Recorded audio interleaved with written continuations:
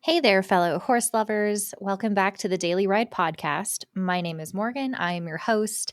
And today I thought would be a good opportunity to do an episode for the less horsey among our listeners.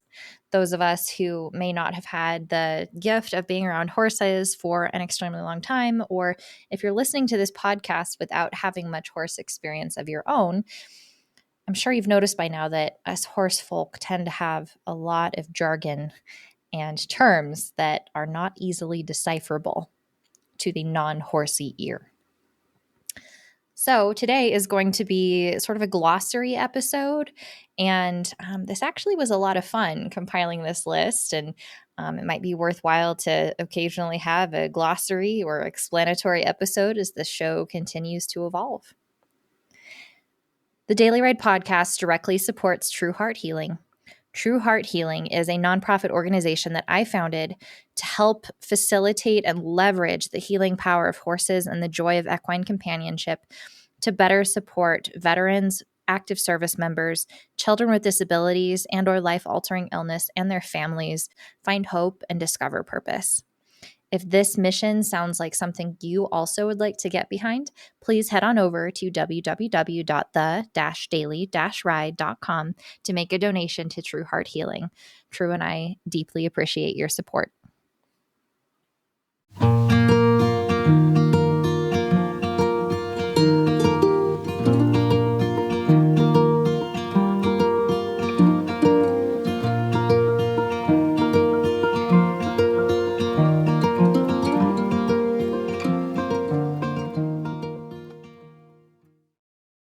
So let's get into these horsey vocab words, starting with horse anatomy.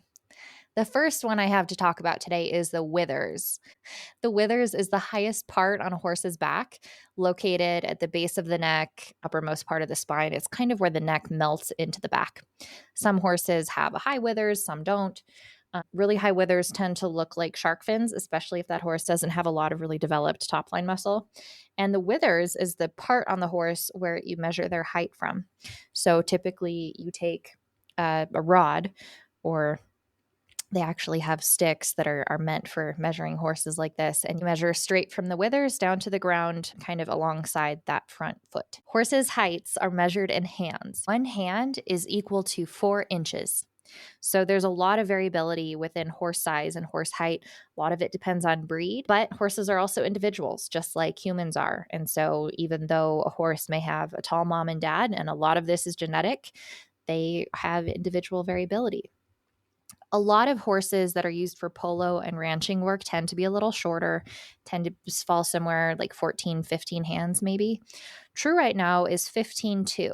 So she is 15 hands tall and 2 inches. Horses that are used for eventing and jumping tend to be even taller. 16, 17 hands are pretty common to see in the jumping world.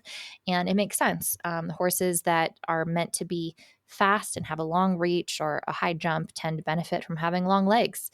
Horses that are meant to be agile and quick on their feet and have a lot of strength to help pull over a cow tend to be a little shorter and built a little wider, just like people. A ballerina has a different body type that is predisposed to being a professional than a gymnast, for example. Our next vocab word is a fetlock. A fetlock on a horse is the joint between the cannon bone and the pastern, often referred to as the horse's ankle. It's kind of that bulbous joint right above their hoof. The cannon bone that I just mentioned is the long bone between the knee on the front feet and the fetlock, or between the hock on the back feet and the fetlock. It's kind of like the horse's shin. A pastern is the other bone that I mentioned with the fetlock. The pastern is the area between the fetlock, the ankle, and the hoof of the horse. So it's a little bit narrower. That's the pastern. A muzzle refers to the horse's nose, mouth, and chin area. The word girth refers to the area around a horse's belly just behind their front legs. If you write English, we also call the strap that keeps your horse's saddle on its back that goes under the belly the girth. If you write Western, this piece of equipment is called the cinch. They usually have different buckles to them too. But your girth, if you write English, sits in your horse's girth groove. So around their belly, just behind their front legs. A forelock is what we call the hair that grows between a horse's ears and down its forehead. It's kind of like their bangs. The croup is the top of the hindquarters, so just behind their saddle. True loves scratches in this spot.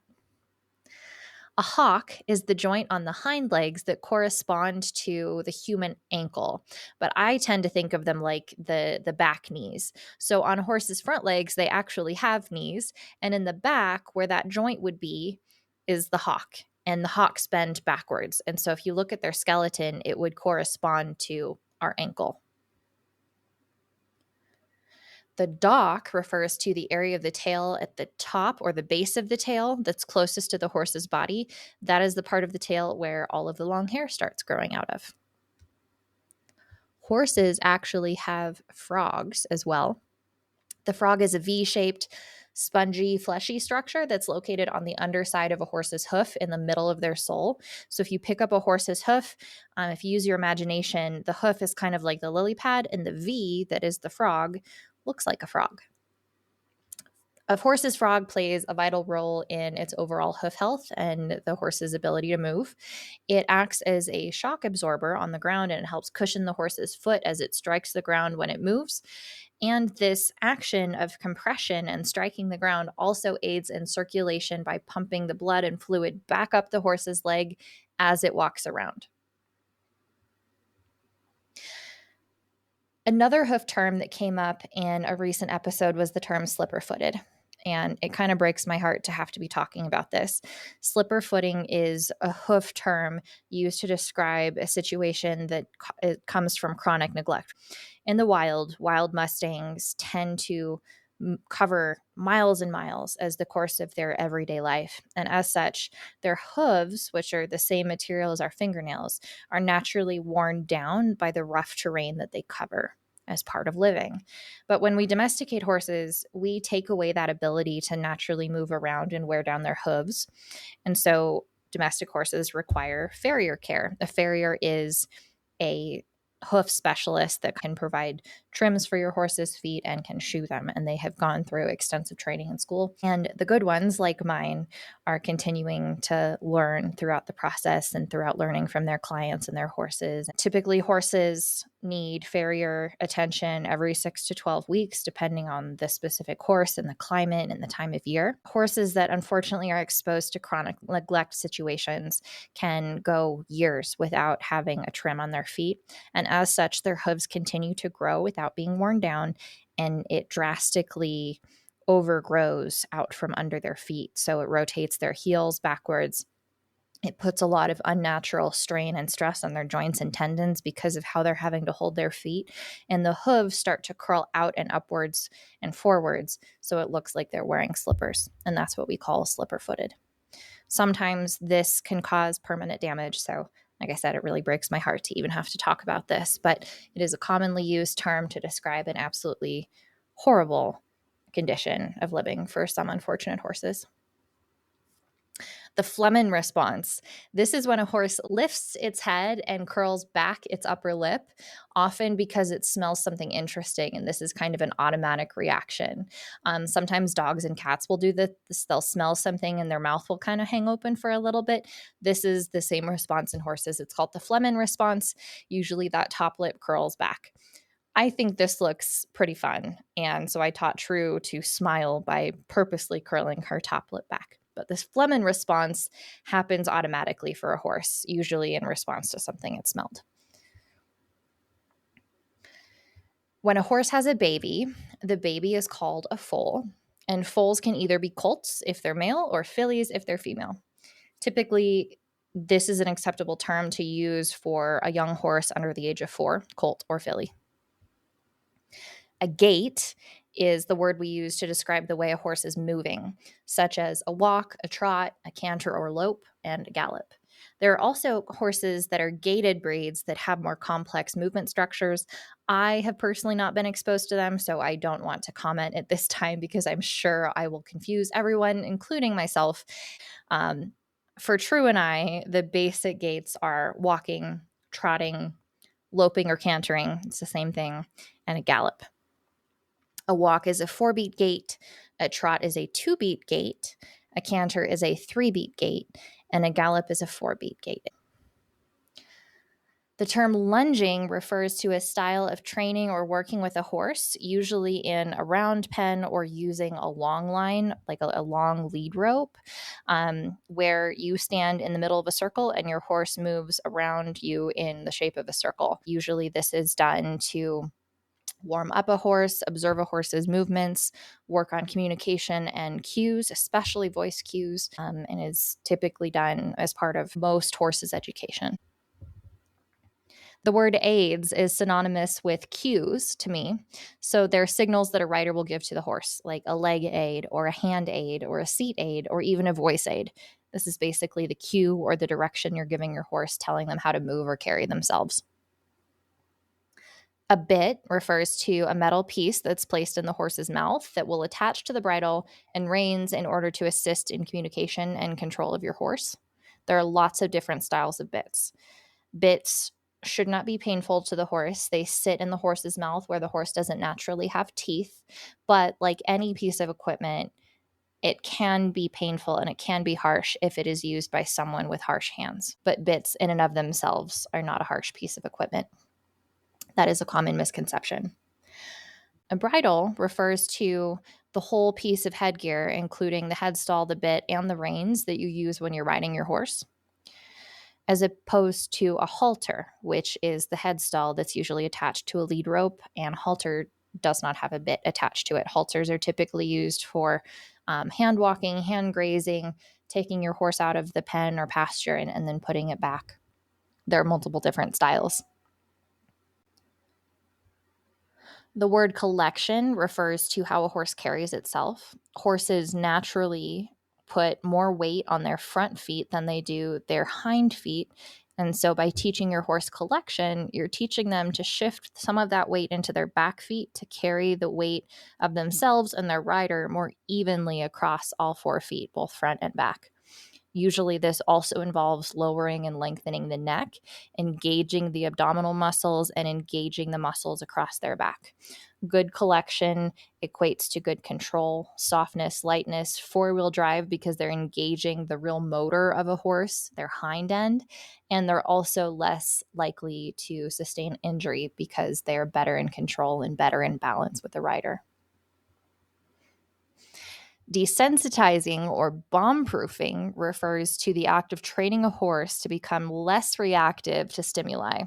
So this is often done in groundwork because you don't want to be sitting on a horse that spooks and runs off with you. But this has been something that True and I have focused a lot on, especially because she is being trained to be a partner providing therapy with me. You don't want a horse that is in the middle of a therapeutic session to freak out because there's a tractor across the road or there's a bird that they've never seen before. You need it to be a calm, safe environment for the human client. And so it's important that the horse isn't easily flustered or surprised. And more importantly, in that flustering and surprise response, the horse isn't switching over into their fight or flight mode. The horse needs to be relaxed in order to engage and connect in a beneficial way for the human. So True and I do a lot of desensitizing and a lot of bomb proofing to make sure that she isn't easily spooked by things. When we use the term lame, that typically describes a horse that is experiencing some kind of pain or injury that affects how it walks and moves normally. So, a limp, basically. If a horse is lame, they could be limping slightly, they could be limping severely. There's different causes for lameness. Sometimes it's the hooves, sometimes it's a muscle pull or a broken bone or something else going on. Sometimes lameness can even be attributed to dental problems. So, if you notice your horse is lame, it's important to get to the bottom of why because it could be complicated. The term feed refers to all things that your horse eats, including the dried grass or alfalfa or hay or any grains, supplements, or anything else that you give your horse as part of its diet. Blanketing refers to putting a blanket on a horse to keep it warm and dry in cold weather. Typically, True gets a pretty decent fluffy winter coat, but when she gets rained on first, she starts shivering. So it's important, if you know that your horse doesn't put on a good winter coat, it's important to keep an eye on the weather in case they might benefit from having a blanket. Oftentimes, so long as horses have shelter and enough companionship in their herd, they're able to huddle together and regulate their body temperatures remarkably well without blanketing. And in fact, there have been several studies both in support and against the act of blanketing your horse. It's kind of a hot topic in the equine industry. I personally blanket, true, but I also have great respect for people who never blanket. Grace was never blanketed.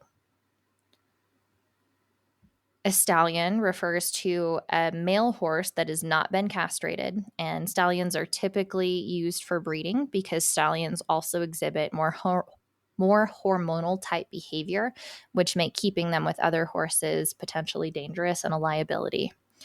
But it depends on the stallion, it depends on the owner, and it depends on the training. A gelding is a male horse that has been castrated, and they are typically very easy to keep because that hormonal behavior is gone and there is no risk of pregnancy if they're kept with mares. Mares are what you would call an adult female horse, and they are almost never fixed. Mares also go through an estrus cycle, especially during the summer months, although some mares will stay in estrus cycle all year round. Typically, this is 3 weeks off and 1 week of estrus. Estrus cycles are generally controlled by the number of daylight hours. And so if your mare goes dormant during the winter months, it's actually not the cold weather, but is the shortening of daylight hours. So oftentimes breeding barns will keep mares stalled under lights to help trick their bodies into a longer daylight period to help keep them in estrus. Equine assisted therapy, or EAT, is a form of therapy where horses are used to help promote emotional growth and healing in human clients. Hippotherapy is a kind of horse assisted therapy that focuses on physical, occupational, or speech therapy as part of a larger treatment strategy that helps utilize the movement of the horse. Groundwork is what we call any kind of work or training you do with your horse, with you on the ground with your horse. Some common breeds of horses that you might encounter are thoroughbreds. This breed of horse is best known for its speed in horse racing, but thoroughbreds also make very good jumpers, dressage horses. They can be great all-around horses. Secretariat was a thoroughbred, for example. True has some thoroughbred in her lineage. For example, she has Secretariat's father, Bold Ruler, in her family tree, and Bold Ruler was also a thoroughbred who raced. Arabian is another kind of horse. It tends to be more petite in stature and a really classic concave profile. Whenever I see an Arabian, I think of a merry-go-round at a carnival because that's what they look like to me. Arabians are known for being very intelligent and very emotional, and they can bond very deeply to their owners. They also tend to do very well in endurance type sports.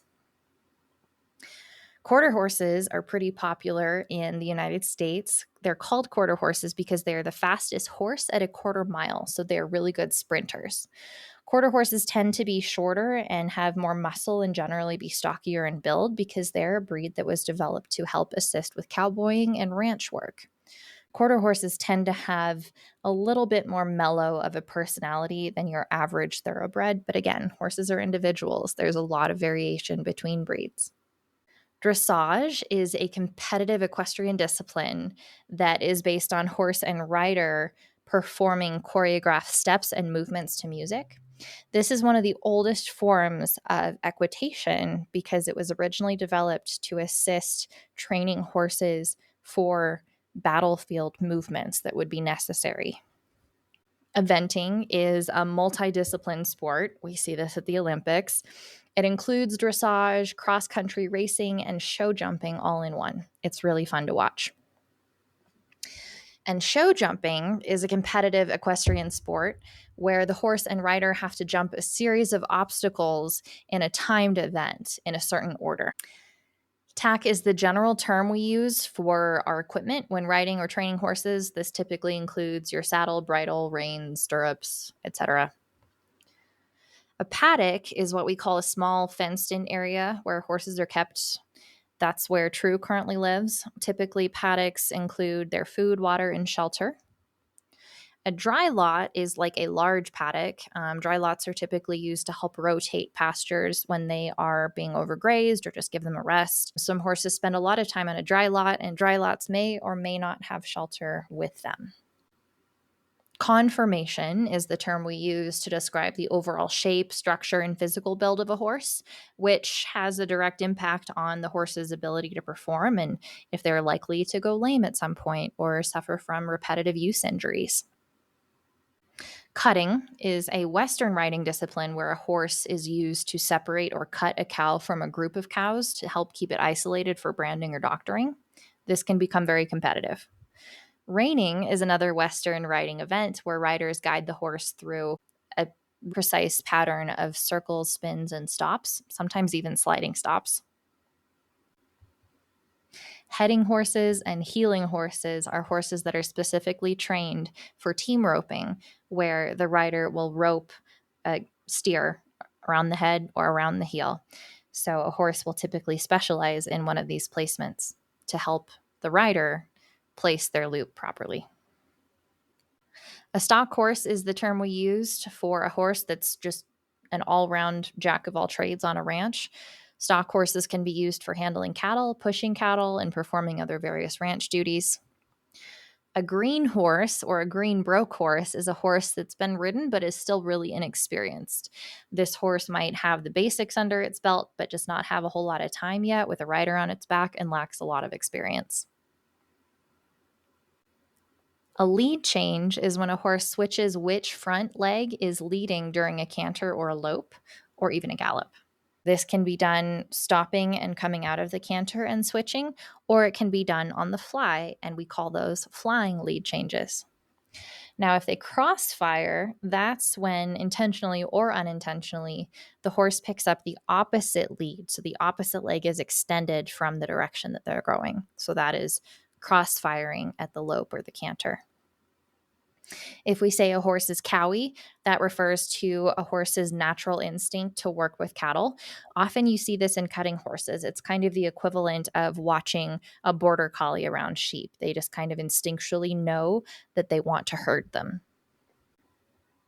Proud flesh is what we describe when a horse sustains an injury, usually on their lower limbs, and the skin tissue starts healing and forming to close that wound, but sometimes that granular tissue just keeps growing and growing and growing, and it creates a bump.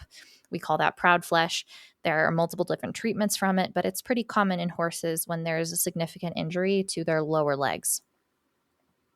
Bute, Equiox, SMZs, Banamine.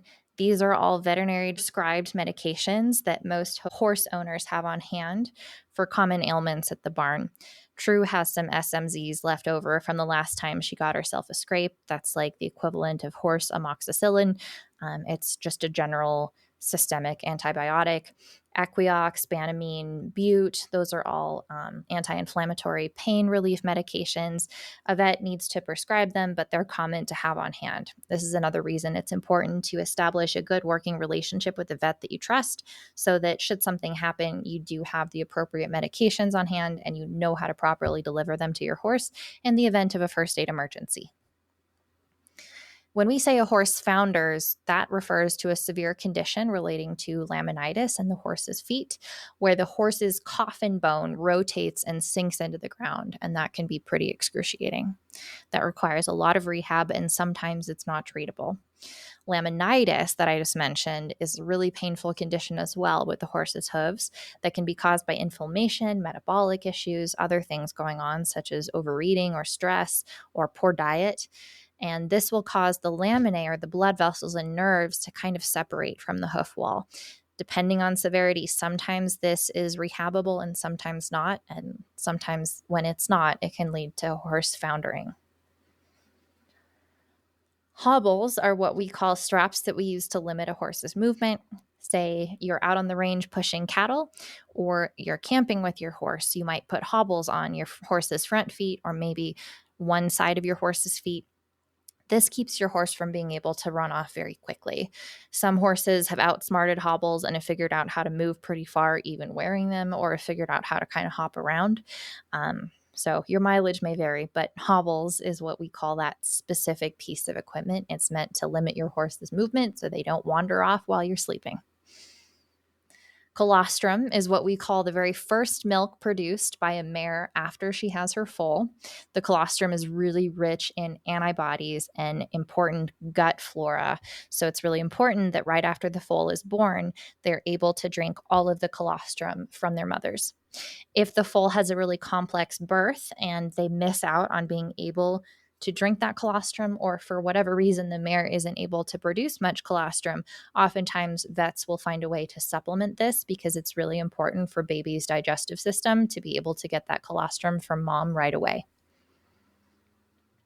And since we're talking about babies, let's end on this happy note with what we call a horse's mother and father. When we're describing bloodlines and family trees and lineages with horses, we use the term dam to describe a horse's mother and a sire to describe a horse's father. So, like I mentioned earlier, Bold Ruler was Secretariat's sire. His dam was named something royal. I hope these definitions were helpful and entertaining for you today. I actually had a lot of fun creating this episode, so please let me know if there are other horse terms that you'd like me to define and discuss in future glossary episodes. I hope this was informative for our less horsey audience. I really appreciate having you here. Your listening and your time means the world to me. If you have enjoyed this podcast, please make sure to stop and give us a rating, write us a review. That engagement really helps get my voice out to others who might also enjoy listening along. The Daily Ride podcast directly supports True Heart Healing, a nonprofit foundation that I founded to leverage the healing power of horses and bring it to those who need it most. If this sounds like something that you too would like to support, head on over to www.the-daily-ride.com to make a donation. Thank you so much for being here. Hope you enjoy the rest of your week and enjoy the ride.